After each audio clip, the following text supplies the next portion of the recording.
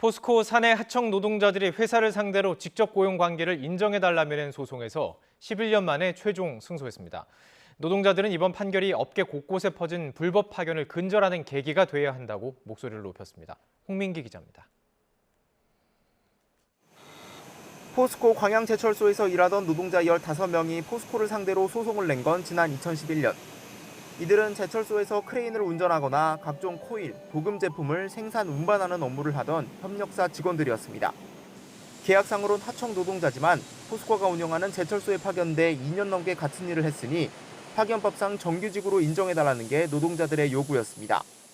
2016년 다른 하청 노동자 44명도 비슷한 소송을 제기했는데 1심 재판부는 원고 50여 명을 전부 패소로 판결했습니다. 협력업체 직원들이 포스코의 지휘 명령을 받아 근무했다고 볼 수 없다는 사측의 주장을 받아들인 겁니다. 그런데 3년 뒤 2심에선 판단이 뒤집혔습니다. 2심 재판부는 크레인을 운전해 코일을 운반하는 업무는 전체 공정에 필수적이고 하청 노동자들이 정규직 노동자들과 광범위하게 협업한 점을 토대로 이들이 실질적으로 포스코의 사업에 편입된 거로 볼 수 있다고 지적했습니다. 하지만 포스코가 이에 불복해 상고하면서 사건은 결국 대법원으로 넘어갔습니다. 그리고 2022년 첫 소송이 제기된 지 11년 만에 대법원은 포스코의 상고를 기각하고 노동자들의 손을 들어줬습니다.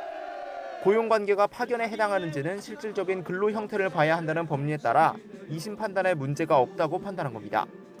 다만 그 사이 정년이 지난 4명에 대해선 다툴 이익이 없다며 소송을 각하했습니다. 파견 근로자가 상당한 기간이 경과하도록 직접 고용을 요구하지 않았다는 사정만으로는 이후에 이루어진 파견 근로자의 직접 고용 요구가 권리남용에 해당하거나 실효되지는 않는다는 점도. 이번 소송을 제기한 전국 금속노동조합 노동자들은 11년 만에 승리에 기쁨을 감추지 못하면서도 이번 판결을 계기로 불법 파견이 만연한 업계 관행을 근절해야 한다고 강조했습니다. 정부가 기업 편만 들 게 아니라 불법 파견으로 인한 대기업들의 임금 착취 구조의 고리를 끊어 이번 판결이 확정된 포스코 하청 노동자들은 정규직에 준하는 임금을 달라는 소송도 제기할 수 있게 됐습니다. 금속노조 역시 포스코 내부 불법 파견 관련 추가 소송을 이어간다는 방침입니다. YTN 홍민기입니다.